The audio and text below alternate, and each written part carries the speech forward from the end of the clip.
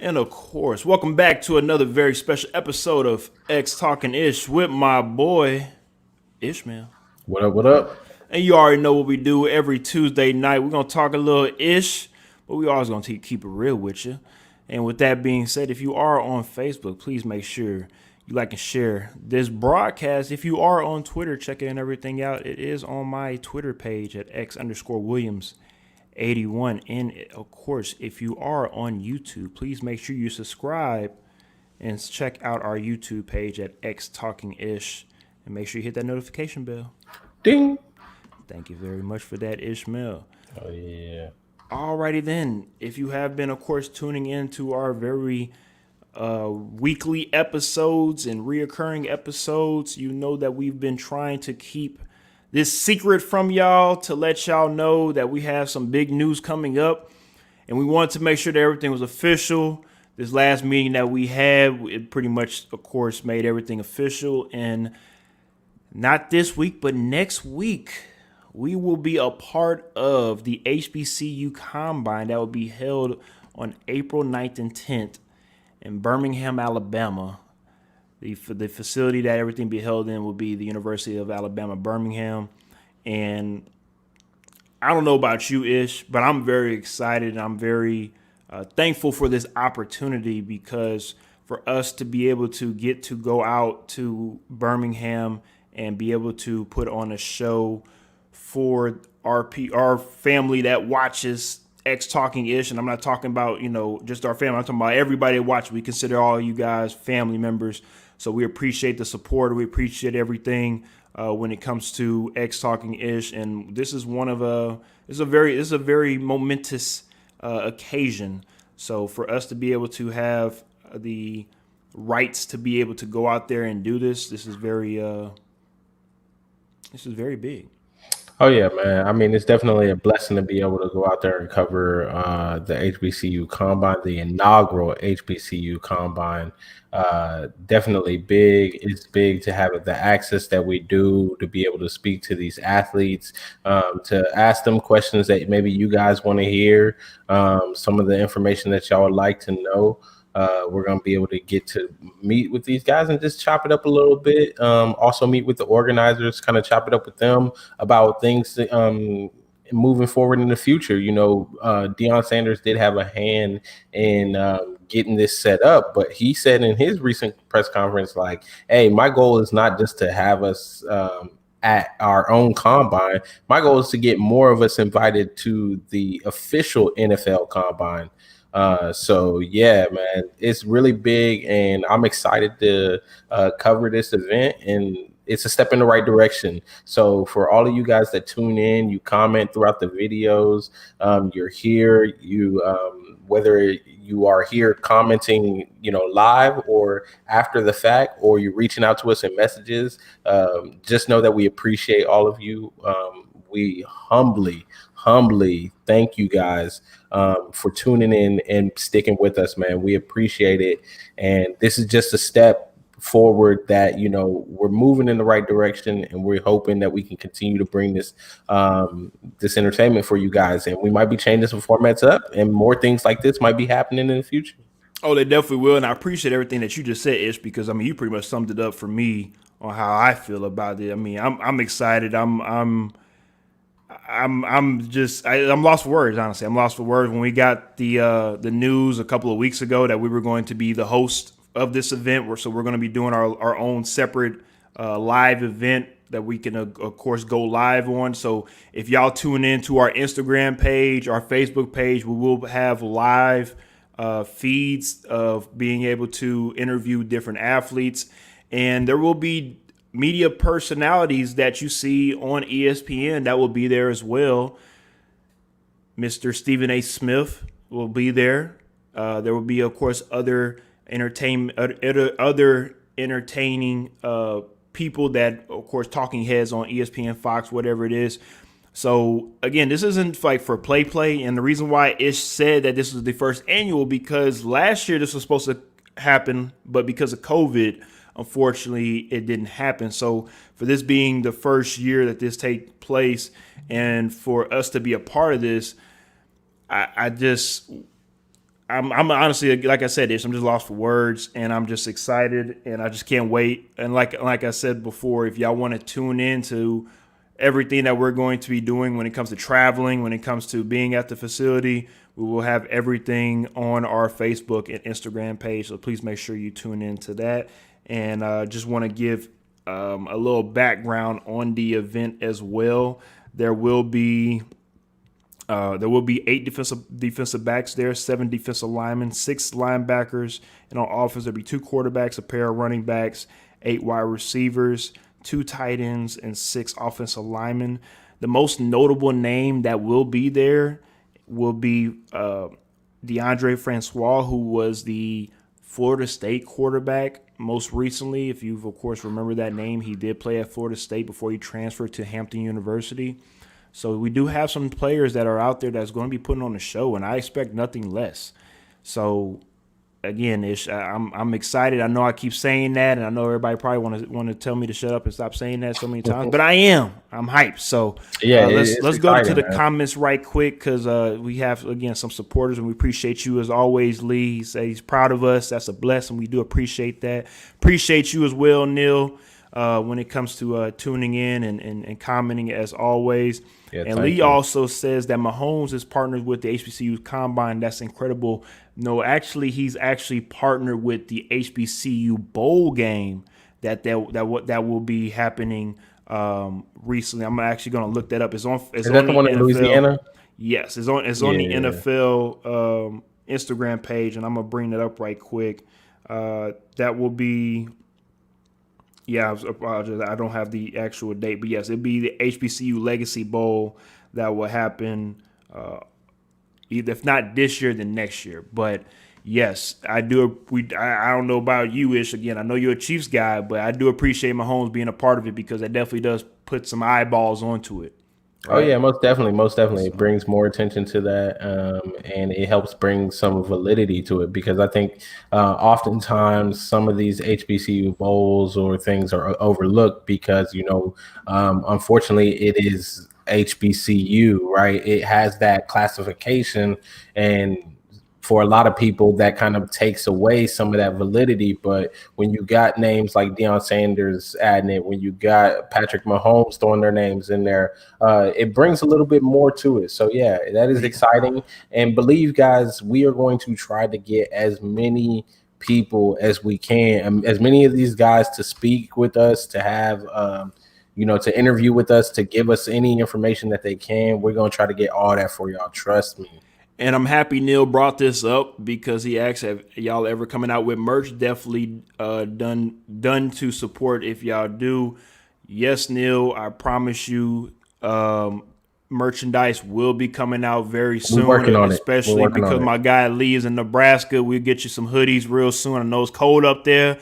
Don't worry, we got y'all. Like I said, merchandise coming out very, very soon. Unfortunately, this is not our main job, so we do have other things to take care of besides this. But we promise y'all we will get everything together. And once it does come together, y'all will be the first ones to get the merchandise. We promise y'all. And everybody else, y'all gonna have to wait, because y'all wasn't here since day one. So day ones, we got y'all. Hey, Don't the problem worry. with merchandise is I'm not going to put anything out that I wouldn't wear myself, right? That's a problem with merchandise. It takes us a little while to get down to things that we really want to wear. It ain't gonna be no bull crap on a shirt, I tell you that. Ain't no bull crap. We appreciate you, McQueen. He said, well, hurry up. He said, you ain't got no damn job, Tommy. I appreciate that. You right, McQueen. You right. We just out here living life. You right on that. It's play for us. For play. All right, speaking of play, apparently the NFL ain't play no more with this 17-game regular season. Now, the reason why, of course, besides we're bringing it up because this is the main big news that popped into the NFL today, besides the combines and pro days, a lot of players, of course, are not a fan of this. We've seen the players like Taylor Wan go to the comment section on Instagram and say that he hates it. We've seen players say that this is not a fun thing to go about, having to play another game. The NFL is making a change for the first time since 1978 that they've changed the schedule from when they went from 14 games to 16. So now going from 16 to 17, Ish, how do you feel about this? You love it, you hate it? I'm not a huge fan. I'm not a huge fan. I mean, to be honest, we were talking about playing less games instead of playing more games. From an owner standpoint, it makes more sense to play more games because you're gonna bring in more revenue, more money. Um, as a casual fan, even maybe as a hardcore fan, you're a little excited to see another game with your team potentially. But like we were talking about just before the show started, a lot of these playoff teams, by the time we get to that 17th game, to me, it's just another garbage time game. Because if you already clinched playoffs, then what do you care about this game? Um, I don't know. I don't see the advantage to playing one more game. To be honest, the last week of the season was already kind of hard to watch because a lot of teams were resting starters. Now, Neil says, and my bad to interrupt, he Oh, says no, they no, should no. definitely shorten the preseason if they are playing more games. Well, I'm happy that you say that because, hey, that's what we are here for. We're here to bring you the news that you haven't received yet. So, with that being said, the regular season increases to 17 games. The regular season length increases to 18 weeks. The added game will feature teams from opposing conferences that have finished this in the same place within their division the previous season. To be honest with everybody, I still don't understand what that means. So I'm still trying to figure out for myself and what I can tell you right now. I'm trying to figure that out, honestly. I'll break it down for you right now. Please do. First place from the AFC NFC West will play first place from an NFC division. I understand that, but what I'm saying is it going to be AFC South versus NFC South, or is it going to be? So it looks like it's not Because we're about to bring exactly up the schedule. I'm gonna bring up the schedule right quick. So it but looks like also the it's- preseason was reduced to 3 games as well. So instead of 4 games for preseason, you're only playing 3. So you took one game and then- So this is the slate for week 17 for this upcoming year for the teams that are going to be playing against each other. So you have some decent matchups like the Packers versus the Chiefs. Mahomes not playing in that game, and Aaron Rodgers. But that's probably the not point playing that that's the point that we talked about in the in the pre show that we talked about. Is some of these matchups might look cool, but by the time week 15 or 16 get here, who knows? Patrick Mahomes might have the number 1 seed already wrapped up in the AFC, and Aaron Rodgers might have the same in the NFC, right? So by week 17, this matchup might not even really be a matchup. It might be the matchup for the backup quarterbacks. So we all understand, everybody that's tuning in and also us speaking on this is of course a money grab. Of course, the NFL has to get their money because of the new age of digital streaming. Now the Thursday night football games will be on Amazon Prime. So if you don't have Amazon Prime, you better go ahead and get it if you want to watch Thursday night football. But hey, a lot of people don't care for Thursday night football games anyways, right? So it's one of those things where you're going to have to figure out with this whole NFL package on what you want. You know you're going to get your Sunday night football games. You know you're going to get your Monday night football games. You know, you're going to get your Saturday night games, but do you really care for Thursday night games? If you don't, then you ain't got to worry about it. But a lot of people already have Amazon Prime, so it's not really a big deal anyways. So with that being said, I just wanted to recap again some of these matchups. Again, Green Bay and Kansas City. If everybody is able to play because somebody might need a playoff spot, or both teams might need a playoff spot. That might be a good matchup. You have a matchup like the Cowboys versus the Patriots. I don't want to see that. Hey, America wants to see it, all right? America doesn't even want to see that. America wants to see the America's team versus the other Patriots. America's team, the Patriots. I'm still confused. Isn't the Patriots supposed to be America's team? Both America's I'm teams, confused. I guess. Yeah, and then also you might want to see the battle of the old Oklahoma quarterbacks. Now this one, like Neil pointed out in the comments, and I like what he said when he said that, then I started kind of looking at some of the matchups, and I was like, okay, potentially there are some matchups here that they're teams that traditionally or within the past couple of years have been teams battling for playoff spots, and in the nature of their division, they might still be fighting for a playoff spot, right? So you got like Arizona and Cleveland. That's right. Week 17 could be a big matchup for them. That could decide if a team's going to the playoffs or a team misses out. And for a team like Arizona, you got to win this game. Like I'm just saying, well, depending on how Arizona's looking real good so far in the offseason, collecting these free agent pieces. We still haven't gotten to the draft yet. and we'll get to that very shortly. But so far right now, I'm not saying Arizona automatically moves up to number one in their division, but they definitely are inching up to at least getting to that number 2 spot. Yeah, but what I'm saying is, even if they're not, on the fringe of the playoffs, right? Let's say they are fighting for the division.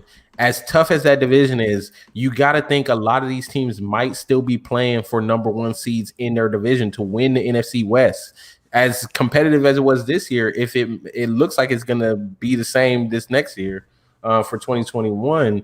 So that's a big game. And to play Cleveland as your last matchup. And that would be in Cleveland. Yeah, in Cleveland. Of course, weather. That's a lot of stuff to take account of as well when it comes to that game. So I agree. That could be a matchup we got to keep our eyes out for. One thing and point that we didn't touch on that I find very interesting. There are a lot of divisions where first or like worst to first is a big thing. Yes. The NFC East South. The NFC South and the NFC East are big divisions for like you may be worse one year and then you jump to first, right? When you think about the matchups that they pose for Week 17, it's interesting when you look at the Eagles playing the Jets, Week 17. The Eagles, they finished last in the NFC East this past year. But when we really look at the Eagles and like some of their injuries and where they ended up finishing and Jalen Hurts only coming in towards the end and the spark that he brought in, I kind of like that matchup for the Eagles. If you are fighting for the NFC East, I wouldn't mind playing the Jets Week 17. Well, it depends on what type of Jets we have coming into this season. You know, they're trying to change their whole look, their whole identity of things. You know, you bring in Robert Saleh from the 49ers and try to change the makeup of the Jets depending on what they're going to do with Sam Darnold as well. Maybe the Jets could be fighting for a playoff spot. Hey, I like what you're putting down. I'm just saying. Let me give you another one. I like what you're putting down. Let me give you another one. The 49ers versus the Bengals. Ooh. Well, if 49er fans feeling very hopeful and very optimistic for this year after all the injuries that they had last year, and they feel like they probably might be a 9, 10, 11 wins team going into the playoffs. I mean, what better than to play Bengals in the last week if you're fighting to get in the playoffs? I understand that. You're correct on that one. You're competing in that division. Because let's be real, we honestly feel like the Bengals are at least 2 years away. Oh, yeah, for sure. And we don't know what Joe Burrow is going to be like when he comes back from the injury this year. I think he's gonna have a year where he's going to have to figure that out, get used to playing with that injury. And then maybe I'm thinking 2022 is when he's back to, full Joe Burrow, what we were saying before. I agree. And then the last one I'm going to pose to you, the Falcons and the Jaguars. If you're the Falcons and you do bounce back, because a lot of people were saying like, oh, they were in the games and then they lost them late. I can see the Falcons having a bounce back year. I don't see why not. I don't mind playing the Jaguars the last game of the season. That's a good matchup for me. If I'm going to add a game, I don't mind adding the Jaguars to my schedule. I think that for those three teams, it kind of works in their favor. Then you got other teams where it doesn't work in your favor if you're not playing well. But we'll talk more about that as the season approaches because this extra game gives you a little interesting dynamic, but to be honest, it's more of the same. Week 18 is going to be rest your starters if you've clinched the playoff spot. And if you haven't, man, you better hope you got a good matchup. All right, let's tune into the comments right quick. Again, how do you feel about the 17-game regular season? Do you love it? Do you hate it? Let us know in the comment section. I would love to hear y'all's opinion on it. Our guy Neil said as well, like you said, with the Cardinals and Browns game, he said it might be good, might be fighting for a playoff spot. I definitely agree. Shout out to our boy Nick Davila. He says definitely a money thing. Goodell also came out and said the stadiums will be full capacity as well. I'm happy that you said that as well, Nick, because with that being said, Ish and I will be on the road a lot more than y'all think, covering some of these games live at certain venues. So make sure, again, y'all keep a lookout for where we might be. We might be in Houston, might be in Kansas City, might be in New York. Who knows? But we will be at games in the future live at the stadium. Vegas. And, hey. The Death Star. I got to go to the Death Star. Stop letting the folks know about things they don't need to know about. You got to keep things on the wrap now. Come on. I let them know the things, but I might be there 18 weeks of the season. oh Lord. Ish, you got 2 kids. You got 2 kids. You ain't gonna be nowhere for 18 weeks unless it's at your house. All right, you ain't going nowhere. All right, Neil also says fantasy football purpose might be interesting having a longer season, and also not just fantasy football, also I'm not excited about that. NFL records. There are also some NFL records that are going to have to get to some adjusting. Oh yeah, the rushing passing, record, the rushing rushing and records, passing records. Wow. single season receiving records. You know, there's gonna be a lot of records Tackles. that are going to be looked at a little bit differently because we have 17 games now instead of 16. But again, the 16 game season has been around for so long that that's been the norm. But of course, before 16 it was 14. So, you know, it's just one of those things where it's the nature of the beast. The NFL is going to have to get their money. The players are going to get their money.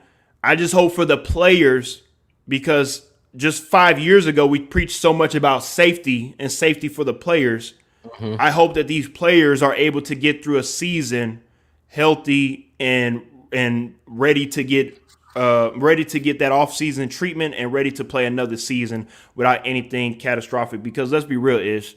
This last year was pretty horrific with the ACL injuries and all the other injuries that people have had, and it's pretty remarkable how the NFL is still able to go, still able to move along with all those injuries. But just wait until next year where everybody comes back fully healthy. Like I'm excited for this next upcoming season. Well, and that's the thing. I think a lot of critics will say, but hey, they didn't really have a full off season. They didn't really get to play preseason games. So a lot of the early season injuries may have been a result of some of that, is what some people might say. We'll see. Because apparently they're going to get the full off season this year. You know, they're going to have packed stadiums. So we'll see. Hopefully that is an outlier and we are not going to see more of these injuries occurring, because you hate to see that, man. You hate to see these injuries take these guys off the field. And Neil, you wrong for that with the Cardinals. If they go 8-9, my boy Cliff Kingsbury is out of there. Oh, Lord. Already? He's out of there. Whoo, Cardinals will be on our eye alert. We will definitely be tuning in on Cardinals throughout the season because it's a big deal. It really is. Click seat is burning. To me, it's burning. All the moves they've made this offseason just tells me, Cliff, you better do it now. Do it, Cliff. You better do some. Well, with that being said, we're gonna go ahead and get right into this week of 2021 NFL free agency and some of the moves that teams have made throughout the league for this past week. And the main, I guess you can say, signing that really was the most, I don't know how to word this. It was the most important, but for some people that are Raven fans, they feel like it's not really that important of a signing. Bro, it's terrible. Because they're disappointing in the signing. But look, you can make the face all you want to. Lamar needed a wide receiver, okay? No. Lamar needed a wide receiver. That's who the Baltimore Ravens went to go get, and that's who he has. So right now, Lamar has a wide receiver number one. The third or fourth string wide receiver for the Kansas City Chiefs, Sammy Watkins. I was ready for this one. I know, and I'm happy. I'm gonna let it go right to you, Ishmael. And how do you feel about Baltimore Ravens and what they did for Lamar Jackson? Bro, if you're a Ravens fan, you should be hot. You should be hot because even with Tyreek, what's his name? Hollywood Brown. No. T.Y. Hilton, even with T.Y. Hilton saying that he was 5 seconds from joining the Ravens, that's not the signing I wanted. And Sammy Watkins, old Sammy Watkins. Juju almost went there too. I would have been happy with Juju. Old Sammy Watkins, who has not been the same Sammy Watkins, who was only the Sammy Watkins he was the year that the Chiefs won the Super Bowl because of the pieces you had around him. That's not the guy that I want as as Lamar Jackson number one. What? Sammy Watkins? I mean, I will give you this. Sammy Watkins of Clemson.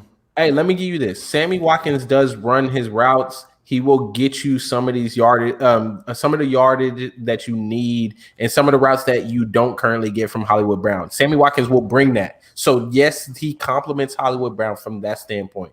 But when you're really looking at what you need in Baltimore as like a true number one, a dominant receiver, somebody that Lamar can look at and when he's in distress knows I can go this guy's way. Sammy Watkins is not that guy. So if I'm a Baltimore fan, I'm not thrilled by the signing. I'm underwhelmed by the signing. And I'm going to look at the GMs and everybody and be like, bro, why didn't you go out there and get me somebody that is actually going to do that? Because even in a draft, this is a pretty good draft for wide receivers. But It is. I don't know that you're going to get that guy. I feel like you needed a guy in free agency to bridge that gap for that young wide receiver, because if there's one thing about rookie wide receivers that we have seen traditionally, it is very hard for a rookie wide receiver to come in and break through. Now, we're going to be prisoners of the moment and we're going to say, oh, Justin Jefferson came and did it, but that's rare. Look at somebody like Jerry Jeudy, who was a big time wide receiver at Not Alabama. even Jerry Jeudy, but also CeeDee Lamb. We were supposed to have two of those guys supposed to have really good seasons, but they had decent seasons. Yeah. I mean, but that's part of being a wide receiver in NFL, a rookie wide receiver in the NFL. So even if you go draft a guy at Baltimore, I don't think he comes in and is immediately that day one number one receiver for Lamar. So Sammy Watkins, for me, I just was underwhelmed. I saw it. I saw you posted it on the page, and you were like, Lamar got his number one, and I was just sitting there reading it like, X, let's not feed this narrative of he got his number one, because he didn't. He got another receiver in the stable, which he's not going to throw to. We the media, sometimes you got to throw out a little clickbait to get people to start clicking in from time to time. That's what it was. You know how that go. So with that being said, let's go ahead and tune into the comments right quick. Lee says, when you think of desperate for a wide receiver, number one, shouldn't you at least try to get someone reliable? Understandable. That was my point right there. That was my point. He's not a reliable number. He's not even a reliable number two. So you gonna go with him number one? Good luck. The same way the Colts feel like they gonna bring out the old Carson Wentz or the old Phillip Rivers or whatever. Some teams out here feel like they're gonna bring out the old such and such a certain players. So maybe you might get Clemson Sammy Watkins. The only reason why I think this flies the only reason why we didn't hear as very many people upset is because Baltimore is, I think the fans, maybe they're realistic and they see that they're not actually competing for a Super Bowl. I think you'll be surprised at the Baltimore Ravens fans that I know. Okay, well, I think maybe a year ago when they had that great season and they thought they were going to go in the playoffs and make noise, and then they lost in the first round, it kind of humbled them a little bit. And this year, yeah, you won one playoff game, so you're kind of thinking like, oh, maybe we'll take it step by step. Maybe our target for 2021 is to win 2 playoff games. And then 2023, we're going to win 3 playoff games. I don't know. But Sammy Watkins, for me, Sammy Watkins was not that guy. As desperate as you were, and everybody knew you were desperate, I was hoping they were going to go make a big splash. And this was a tiny little pebble splash. Little pebble, I definitely agree. And again, like I said, unfortunately, it seemed like that was the main signing that no. News. I have one signing that I wanted to talk about real quick. I'm listening. Our good old hometown team. Uh-oh. Can somebody explain to me what Houston is doing in their backfield? Because you went and you re-signed David Johnson. Yep. Phillip Lindsay. Then you signed Melvin Ingram. And now you went out and signed Phillip Lindsay? You mean Melvin Ingram? No, not Melvin Ingram. Come on, from the Chargers. No, not Melvin Ingram. You talking about my boy, old man. Back I know there. you're talking about, but no, not Melvin Ingram. That's from the Chargers. Sorry, you good. Sorry, I'm blanking. That's how confused I am with what's going on in that backfield. I'm confused. Mark Ingram. There you go. Mark Ingram. Yeah, Mark Ingram. Sorry, Mark Ingram. Thank you. That's how confused they made me. They made me confused. Okay, because I don't know what they're doing in that backfield. What's going on there? Is it a 3-man backfield? You gonna rotate? First down, you gonna have one. Second down, you gonna have another one. Third down, you gonna have another one. Well, I will say this, and I know people probably might say something about Deshaun Watson. If you want to know why we haven't said anything about Deshaun Watson in this situation, because we will not speak on that yet until we have all the facts. And when everything comes out, that everything is what it needs to be, we will then speak on it. But right now, since all that stuff is under investigation, we will not speak on that. But with that being said, if Deshaun Watson is not a part of the Texans organization moving forward, it seems like a lot of Texan fans understand and realize that it's going to be a run-heavy type of offense.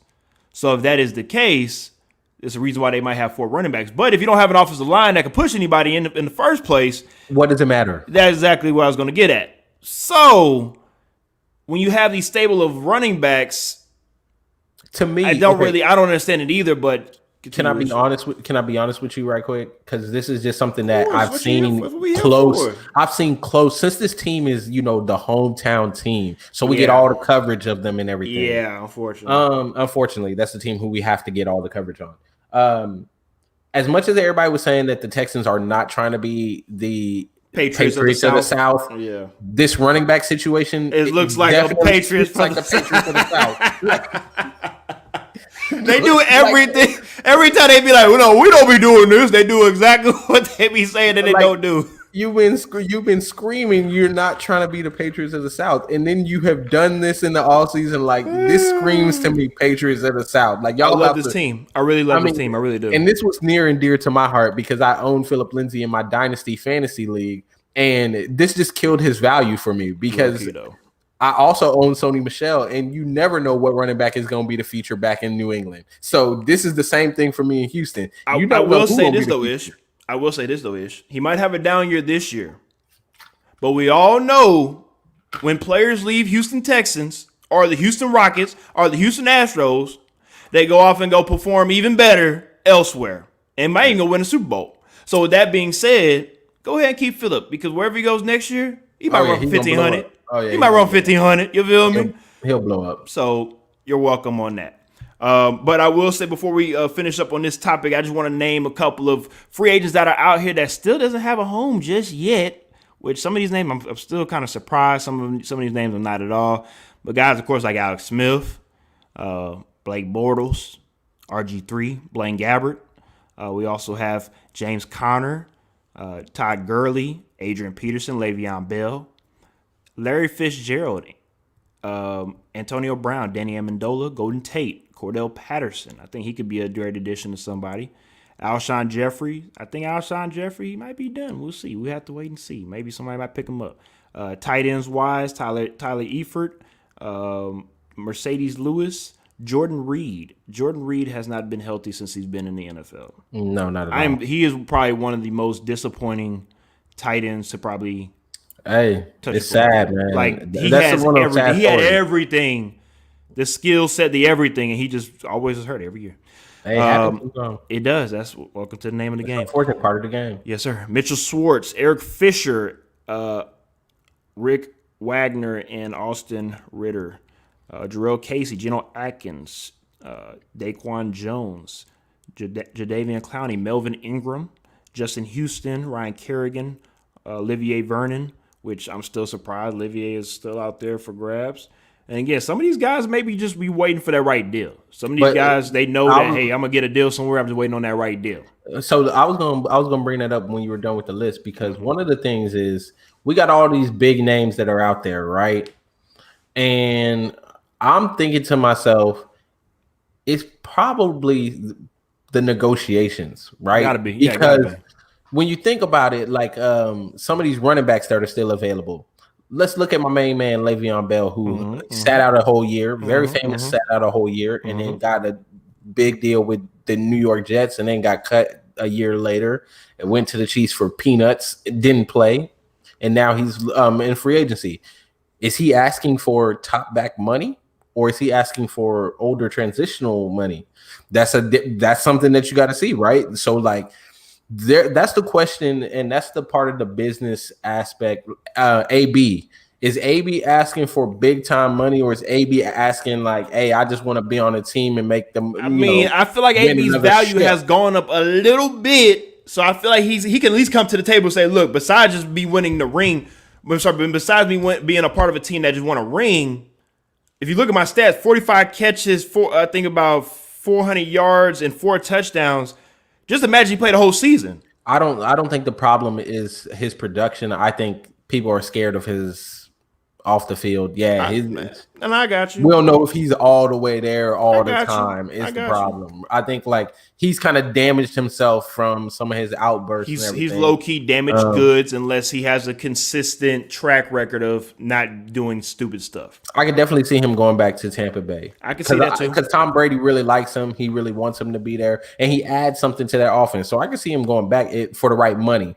That's going to be the problem. Le'Veon Bell, I'm interested to see where he ends up because he could be a good addition to a team that needs a most second backfields are kind of full. At this point, I agree. And it's like, do you want to bring in a guy like Le'Veon Bell, who historically he's kind of been an all-purpose back? He doesn't look like he's the kind of guy that wants to mentor somebody and be that change of pace or whatever you want to bring. Somewhere like Jacksonville. They've got a young guy. That's they do. They're James Robinson. Yeah, I mean, every down back. Well, what about? You don't got a place. I really don't. I thought about it. I was like, man, you could go. No, you can't do that. No, can't go there. I mean, really, there's not a place that really they need him. I think he might end up being one of those guys that injury in training camp or injury in preseason. Yeah, that's when you see him sign somewhere. Yeah, same with James Conner. I think James Conner is a little bit younger, but it's the same thing, really. Like, unfortunately for running backs. Also, the market for running backs this year was down. Like, they were signing for little money. So that's a big thing to pay attention to.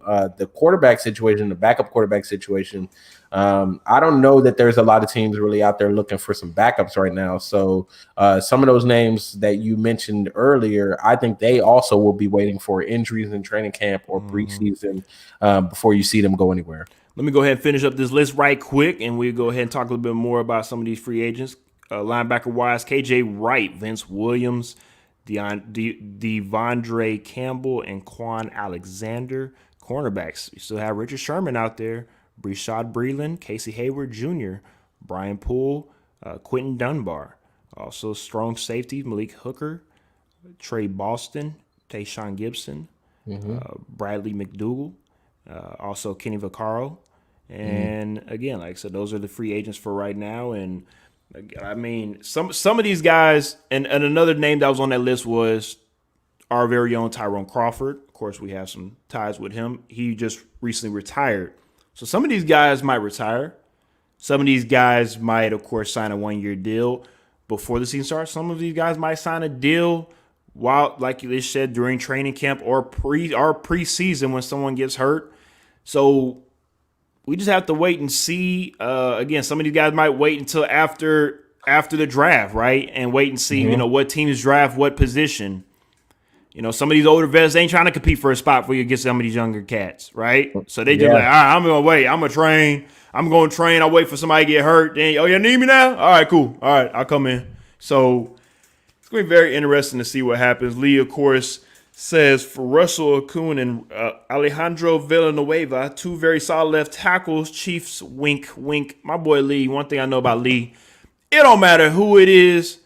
It don't matter if they are the Pillsbury Doughboy, Michelin Man, or the Gingerbread Man. My boy Lee gonna be hyped because he feel like they're gonna be able to bring something to the table to this team to make sure that they improve this team. It can be again the Muffin Man. The Muffin Man that lives on Drury Lane. He's gonna come and help out the Chiefs win the Super Bowl. That's one thing I love about Lee. No matter who it is, he fired up, and that's what being a fan is about being fired up about your team, no matter what they do, right or wrong. But with that being said, let's talk about a little bit about the Bucs, and we'll head right into into pro days and combines of different athletes.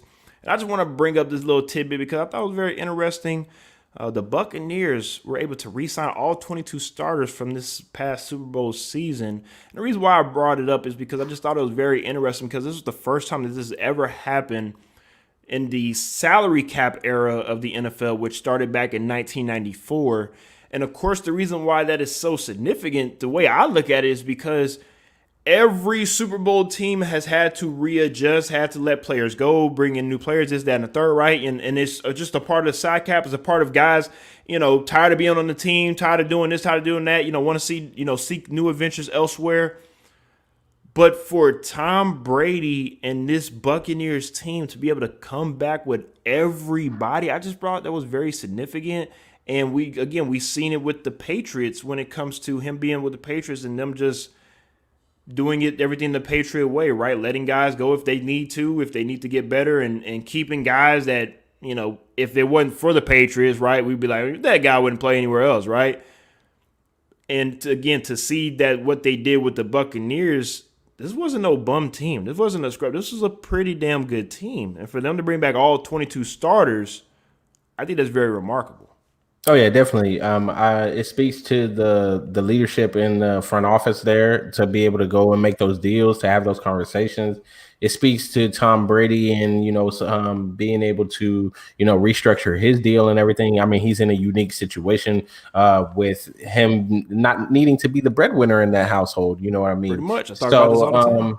So it does speak to that. And I think it's a little contagious when you got a guy like Tom Brady, who is a proven winner, and he's willing to go out there and cut some dollars in order to make sure that the team stays competitive. It is a little contagious in the group to think like, hey, maybe we should, make a little bit room here or there so that we can keep this thing together. I think that's it's a testament to that as well. So yeah, it's a combination of things, but it'll be interesting to see because, like you noted, this is the first time it's ever happened. And one of the things we always talk about is just how hard it is to repeat in the NFL. Like we saw the Chiefs made it all the way back to the Super Bowl, but weren't able to finish it. And just the feat of being able to get to back-to-back Super Bowls is hard. Is difficult enough, right? Yeah. So to try to win it back-to-back, that's going to be very hard. You're in a division where fortunately for them, the Saints are going to be, it's going to be a little bit different this year. Drew Brees. How is Jameis Winston going to perform? How is my other boy going to perform? Taysom. Taysom. How is he running the two quarterback system? I don't know how that's going to go. Is Atlanta going to bounce back like we already spoke about? Carolina, they need to figure something out. Who's their quarterback going to be?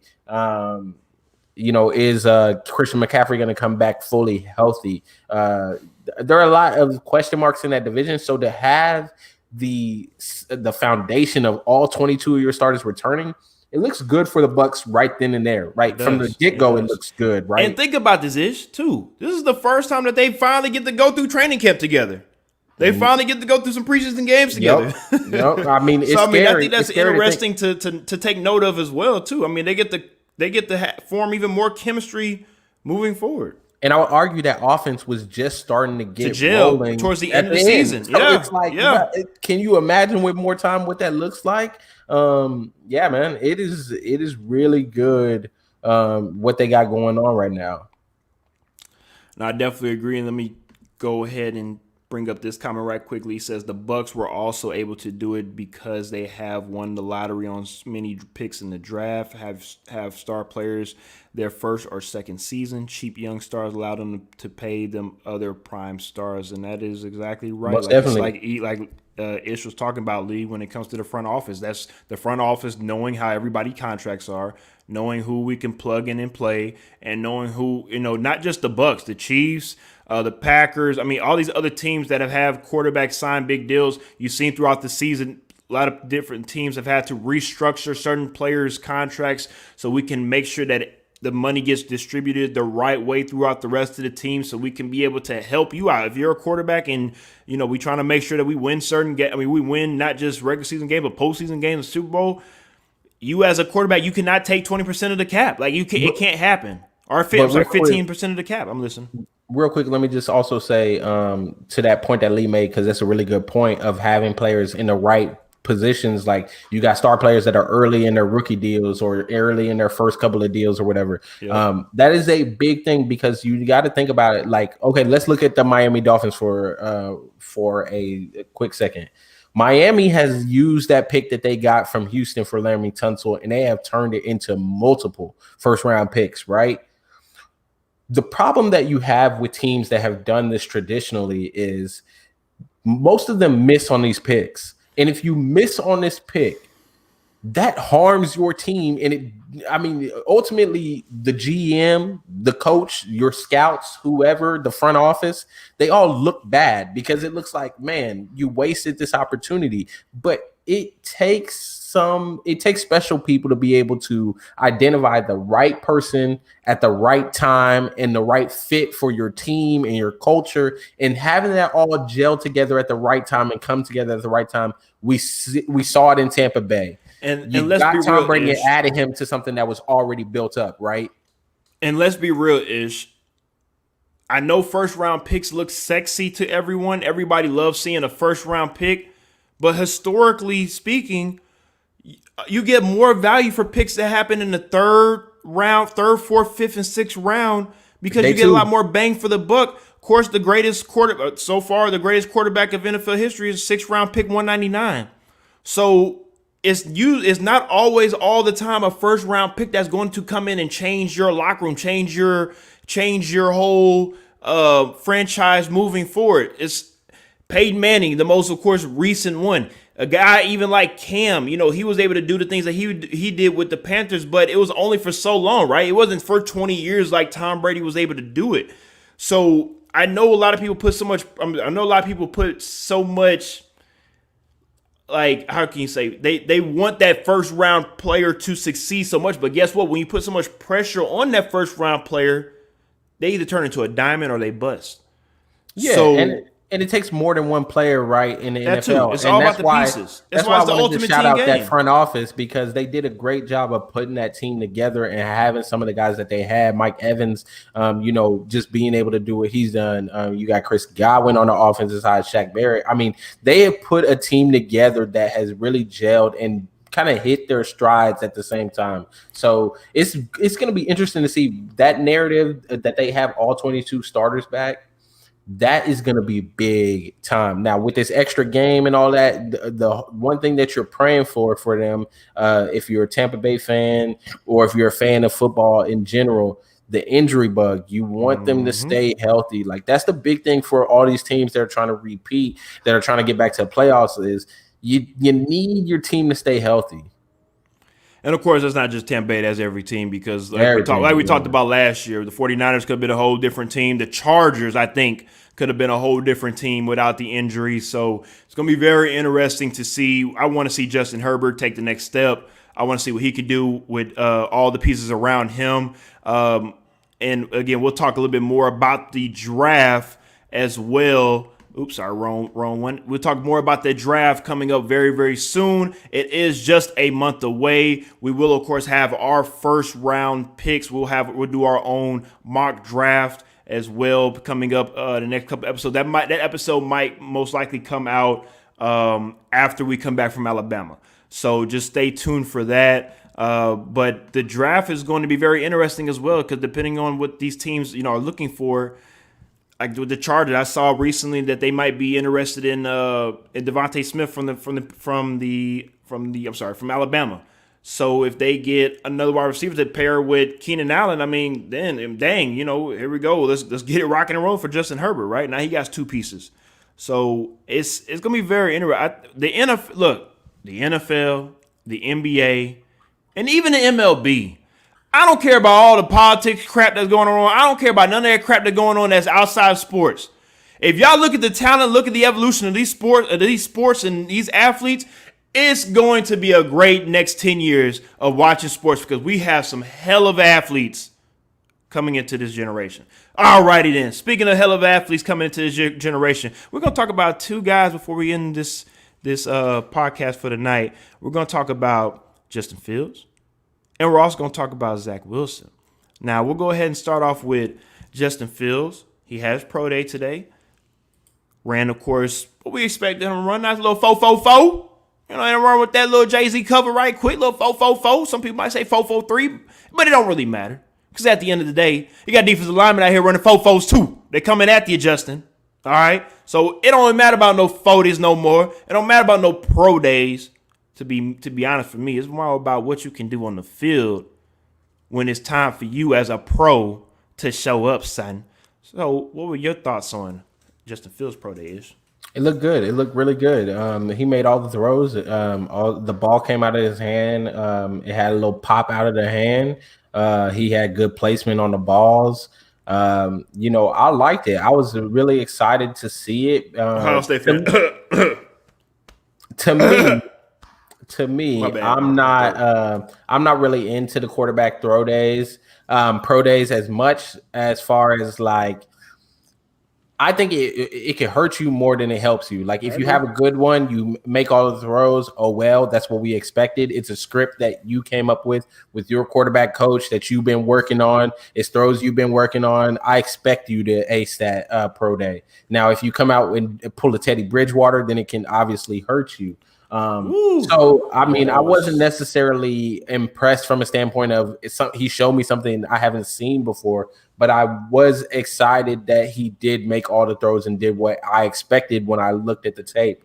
So the thing that did come up for me that I wanted to discuss with you is, and I'm happy that you brought up Zach Wilson, yes, sir. because yes, sir. Zach Wilson is getting all this hype. Hey, we're gonna talk about it.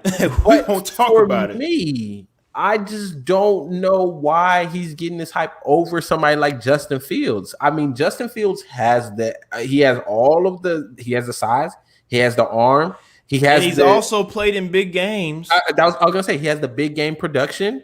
I mean, I don't see where Zach Wilson's excitement came from. They just riding this train forward. Can I say something? For everybody that's listening and paying attention and tuning in right now, y'all know what this reminds me of? Mitchell Trubisky Part 2. Ooh, that is a big. Do y'all remember a guy named Deshaun Watson that just come off of a national championship game, and a lot of people thought, he's okay, he's good and all. He's nice, but I mean, this guy Mitchell Trubisky that played at North Carolina didn't play against anybody. This is the guy, though. This is the guy, right? I could have sworn we just had this happen, right? And then they let some other guys, curly hair. He just signed a deal with $500 million. I can't remember his name. I think it's Patty. Patty. I think it's Patty. Something? Yeah, there you go. It's some guy named Patty Mahomes slipped by, and the Kansas City Chiefs went ahead and picked him up. So that's to be honest with everybody, that's kind of what I see right now. I'm not saying Zach Wilson is not going to be a baller. I'm not saying he's not going to be a capable quarterback in this league. But I just need to see more. And I just haven't seen enough of it for me to crown this guy when he's playing, no disrespect to BYU, but he's playing at BYU against competition that's not as great as the SEC. And that's not even as good as the Big Ten. Because let's remember, Justin Fields played at Georgia before he played at Ohio State. I understand Justin Fields didn't get as much PT as he did at Ohio State, but and the one knock I will say, and again, I was of course just joking with you, but it is something to look into, and just like Nick said, and I'm about to say, Ohio State quarterbacks for some reason never pan out in the NFL. But let me say Troy Smith to Terrell Pryor to, I mean, I could keep going on and on. The list goes on. The list goes on and on, right?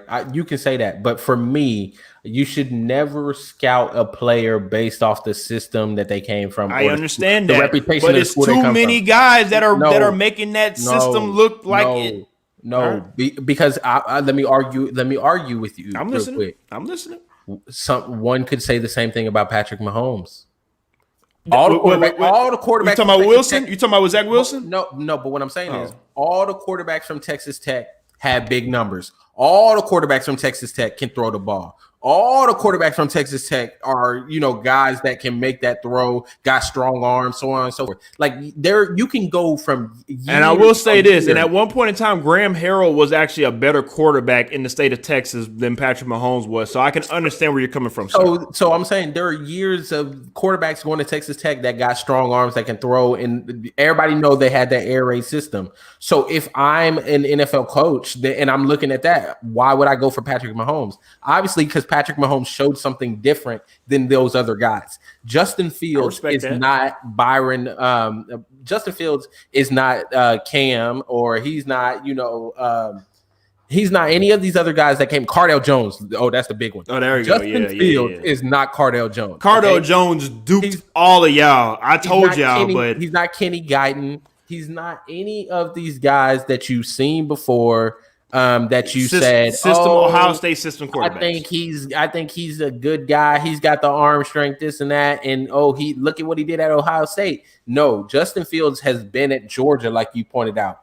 And he would have stayed there if they would have given him the play time instead of Justin Fromm. Justin Fromm, yes, right? Yes, Who's now third string quarterback, backup third, yeah, whatever. Yeah. He might be out of the league sooner than later. So Justin Fields, it's not like he wasn't an SEC talent. He was there. He was just behind the guy that they were in love with at Georgia, and then he went to the Big Ten and did the same thing. Produced again in a new environment. But what we can also say, it's not just Justin Fields. I feel the same way with Mac Jones when it comes to you got a lot of talent around you. You have a lot of good talent around you that might make you look better than what you are. AJ McCarron. And these are two programs that have the same reputation when it comes to quarterbacks. I was just about to say that's AJ all I'm McCarron, saying. Blake Smith. They keep going. The list goes on and on with Alabama. So what I'm getting at is I hope nothing but the best for Justin Fields when it comes to Mormon Mahomes, Zach Wilson. That's his new nickname.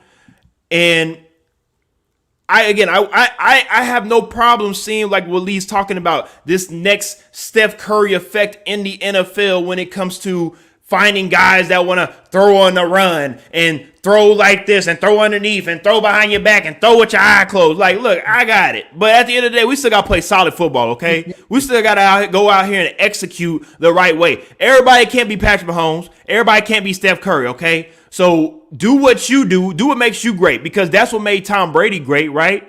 Doing what he does to make himself great. So there's going to be some quarterbacks out here like a Zach Wilson, and we're going to go right into Zach Wilson right quick. Do we buy the hype with Zach Wilson? Everybody that's tuning in, please let me know, how do y'all feel about Zach Wilson? Because at the moment, it has nothing to do with him personally. It has everything to do with what I see on the field. I don't see it yet. Yes, I saw the rollout to the left, throw to the right on the right side of the hash mark. I saw that. It was nice. But guess what wasn't in front of him? A 6'7" goddamn 3 defensive end lineman coming at you wanted to knock your head off. That's what's different. Okay? So that's what I want to see, game situations. Zach, Justin Fields, Mac Jones. I don't trust Mac Jones. I don't care. Go show me. Go show me. Because at the moment, you got guys like Todd McShay and the other one, Mel Kiper, doing their draft boards, have 5 quarterbacks going in the top 10. I've never seen this before in my life, Ish. You got 5 quarterbacks projected to go in the first 10 picks. And this draft is player heavy. When I'm talking about guys like Kyle Pitts, I'm talking about guys like Patrick Surtain, like that. Those 2 guys right there by themselves are, no matter what team they go to, they are going to be studs no matter where they go to. So for some of these quarterbacks, they have to be put in the right situation, the right team, the right makeup for them to succeed. I don't know if they're going to be able to just walk into a situation. Like, let's just say Zach Wilson goes to the Jets and Sam Darnold's out of there. Y'all really think, like, and again, I don't know. We got to wait to see. Do y'all really think that Zach Wilson, if we have a better, again, maybe because of coaching, Sam Darnold got set up for failure from the beginning, right?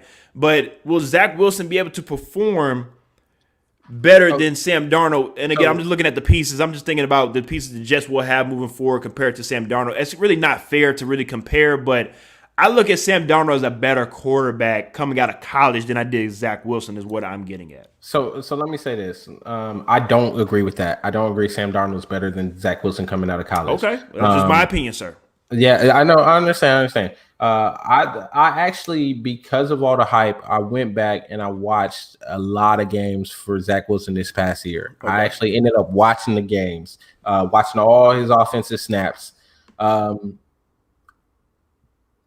I kind of bought a hype a little bit. I'm a little bit there with them because you can't argue with 43 touchdowns and 3 interceptions.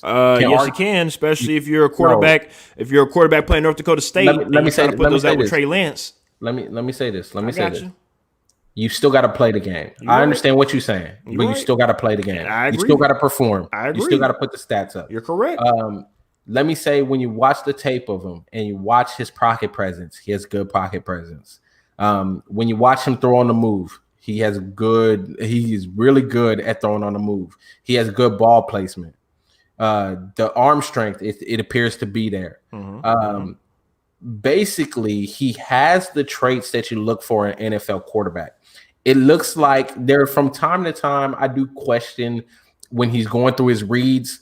He kind of gets stuck on one receiver a little bit. And then he'll make the move and he'll do it kind of late, which in the NFL you get punished for, right? In college, you get a little bit more time and you get a little bit more leeway in that. So there are some things that I do still feel like he still needs to work on, but he has those traits that you do look for in an NFL quarterback. So watching the tape, I'm like, yeah, I kind of buy some of your hype. The only problem that I have is not that you're hyping Zach Wilson up, because I do think he's a good prospect. My problem is, why are you hyping him up at the expense of Justin Fields? Like, I feel like, can we hype both of them up at the same time? Like, I understand the Trevor Lawrence thing. He's been the heir apparent for years now. He's been the chosen guy since high school, right? Yeah, like he's been that chosen guy, which I would argue Justin Fields was ranked higher than Trevor Lawrence. This is true. But I don't understand why we are doing this Zach Wilson thing at the expense of Justin Fields. Like, we're like, oh, Justin Fields, he didn't play at Ohio State and play some of the top competition in the NCAA. So Zach Wilson, this guy that played at BYU, is just so great. Like, yeah, he has the measurables. He has the arm strength, ball placement, everything is there. But Justin Fields also has that. He showed a lot of that in the biggest games of college football. So I just think it's, like you said, it's a fit thing. You got to look at these prospects, Trey Lance included. Does he fit our scheme? Does he fit our system? Do we like what he brings to the team, to the locker room? Is he ready for the situation that we're going to put him in? Because that's one thing that I do think. I don't think Mitchell Trubisky is necessarily a bad player. I don't think he was ready for Chicago. Let's just be honest. Let's call it what it is. Mitchell Trubisky wasn't ready. He a bad player. Come on now. We're not going to we're not gonna let him get away with that. Mitchell just not that guy. Nah. And we'll go ahead and end it with that one tonight, because we'll wrap it on that one. You tripping on that one. I'm not. I will say this though. I will say this though. Mitchell Trubisky has an opportunity to redeem himself with the Buffalo Bills. I'm just saying, we talked about it last week. Trubisky not bad, man. And Sam Darnold is also if not Josh bad. Allen, if Josh Allen's out for a couple of games and Trubisky comes in and be like, you know what? That's not too bad, Mitchell. Then I might give him an opportunity. But right now, you're in the doghouse, sir. Mitchell, you're in the doghouse, and you're gonna need some. All y'all dogging on Mitchell like that? I'm just saying. Mitchell said was trash come out of college. Look, Connolly, I agree, because at the end of the day, I still don't understand how you were the first quarterback picked coming out of college when we saw. Because obviously you ain't seeing what we seeing, but it's all good though. We love you. I love you. It's all good. But what you got to understand is, I'm not saying that he is better than Deshaun Watson or Patrick Mahomes. I got you. What I'm saying is he has what the situation he was in wasn't a good fit for him. An NFL quarterback, and I don't think he's that bad as far as being an NFL quarterback. Like, he could be an Alex Smith. Why can't Mitchell Trubisky be an Alex Smith? Like, what have you seen that you don't think he could be an Alex Smith? I think he could be an Alex Smith. He could be that game manager guy that you just come in. You're not asking him to be honest with you, he just does not look comfortable back there. Like, he just looks like he wants to go home. Other than Allen Robinson, he looks like he's back here like, when is the fourth quarter so I can go home? Like, what am I still doing here? Like, that's what he look like. When the orange slice is coming out, that's what he looking like, bro. All right, let me go ahead and get to the comments right quick, so we let our people that are tuning in, let them comment right quick. He said, my boy kind of says, I don't trust Mac Jones. He also says Zach Wilson looks smooth all season long, though. All right. And shout out to the birthday boy, Lorenzo Guy. He also said, oh, you know why I'm here? He said, just to talk some ish for the short people. All righty then. He also says, also ish, I appreciate the support. Oh, most definitely, my man. He F's with us heavy. And again, happy birthday to you as well, Lorenzo Guy. And also, Lee says Trubisky, Danny Dimes, Sam Darnold, Josh Rosen, all were interception throwing machines and did zero winning in college. I don't get it. That BS potential. He has the size and arm. Hell nah. And I will say, this. I will say this about Josh Rosen. Let's remember, Josh Rosen came out very, very publicly and was doubling down on himself, letting everybody know I'm the best quarterback in this draft. Josh Rosen was garbage. Josh Rosen was not that guy. He thought he was Aaron Rodgers without the skill set. That's pretty much he had the Aaron Rodgers mindset, but he didn't have the skill set. He was not that guy. Let's just be honest. Alrighty then. So with that being said, we are done for tonight. But I do want to bring up one more time for the people, of course, that are tuning in late, like a Lorenzo guy. We just want to let everybody know. I'm serious, not nothing to laugh about. Just some people tune in late. It's all good. You can always listen to us again on our podcast, or of course on YouTube at X Talking Ish. And we also again just want to remind people that we will be in Birmingham, Alabama to go live and cover the HBCU Combine that will be held on April 9th and 10th. We appreciate all of our family members that tune in every Tuesday night for this show. And we will be live on April 9th and 10th to bring you some interviews and also have a taped session that we will drop on our YouTube and Facebook page, so you can also go back and rewatch the tape session and everything that we go through when it comes to traveling there, and all the behind the scenes takes will be on our Facebook and Instagram. So please make sure you go and check that out as well. So with that being said, we are done for tonight, and we will see y'all next Tuesday. We appreciate the support as always. Please make sure you like and share this broadcast so more people can tune in. And we will see y'all next week. Hey, peace, everyone. Thank you again. Yes.